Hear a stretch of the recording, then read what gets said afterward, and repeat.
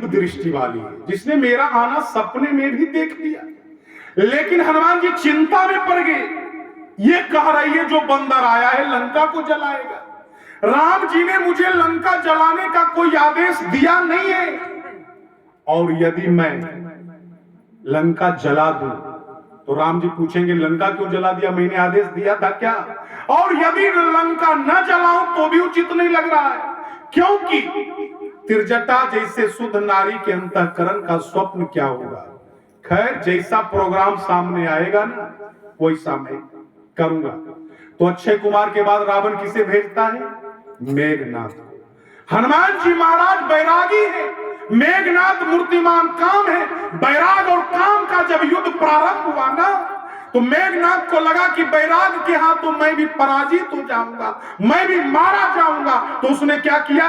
गोस्वामी जी ने लिखा, ब्रह्मास्त्र ती साधा कपिमन किन्न विचार, ब्रह्मास्त्र ती साधा कपिमन किन्न विचार, जो न ब्रह्म सर मानऊ महिमा मिटय पार। यदि मैंने ब्रह्मा जी का मान नहीं रखा तो उनकी महिमा समाप्त हो जाएगी, इसलिए मुझे बंधना होगा।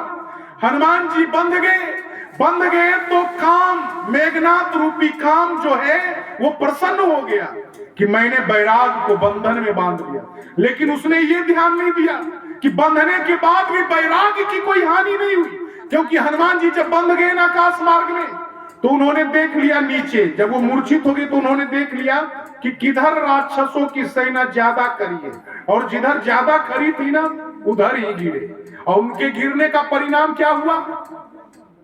पारत्यु बार कटकु संहारा। अरे उनके शरीर के नीचे दबकर कितने कोटि राक्षसों का नाश हो गया। तो हनुमान जी मुस्कुरा करके कहते, अरे मूर्ख मेघनाथ, मेरा कोई कुछ बिगाड़ नहीं सकता। मैं चैतन्य रहूंगा तो बुराई का नाश करूंगा, और मेरे मूर्छित होने पर भी बुराई का नाश होगा। मेरा कोई कुछ बिगाड़ नहीं सकता है। हनुमान जी जब बंधन में आ गए ना, तो माता पार्वती शंकर भगवान से पूछती है, प्रभु राम जी के दूत हनुमान जी बंधन में आ गए।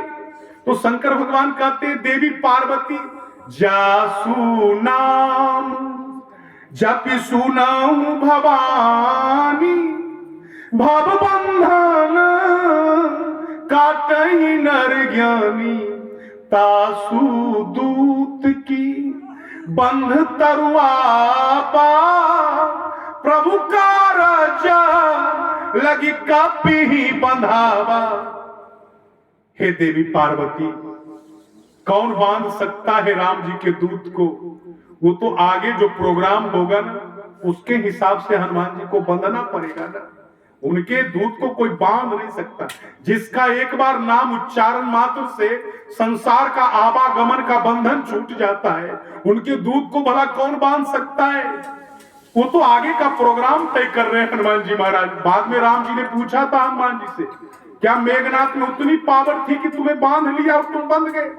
हनुमान जी ने कहा, नहीं प्रभु, लेकिन आगे आगे जो व्यवस्था हो रहा था ना, मुझे उसके हिसाब से काम करना था।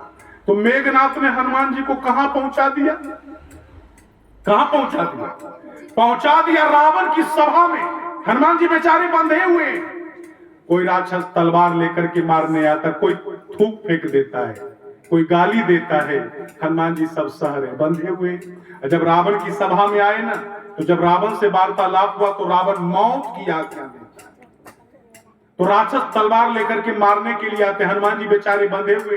तो हनुमान जी ने भगवान को याद किया कि हे प्रभु, यदि मैं खुला होता तो अपने को बचाने की चेष्टा करता, लेकिन मैं तो बंधा हूं, इसलिए आप मुझे मरवा दें या बचा दें, जो आपकी मर्जी। जो ही हनुमान जी ने इतना कहा ना प्रभु श्री राम से, तो उसी समय क्या लीला हुई भगवान की।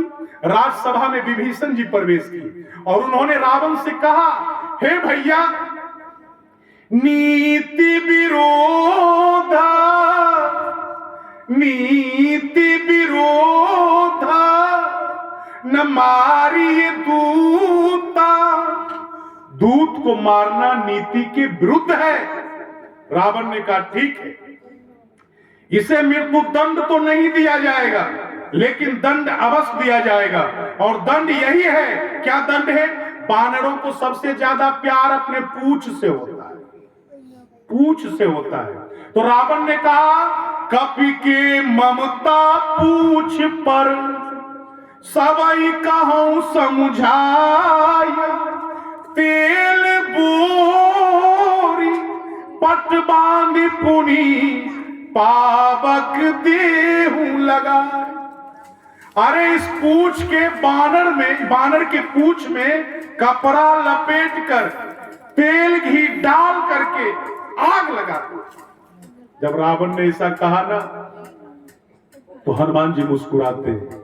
हनुमान जी का तेरे मूर्ख रावण, जिसकी ममता प्रभु श्री राम में, उसकी ममता को तो जलाया जा सकता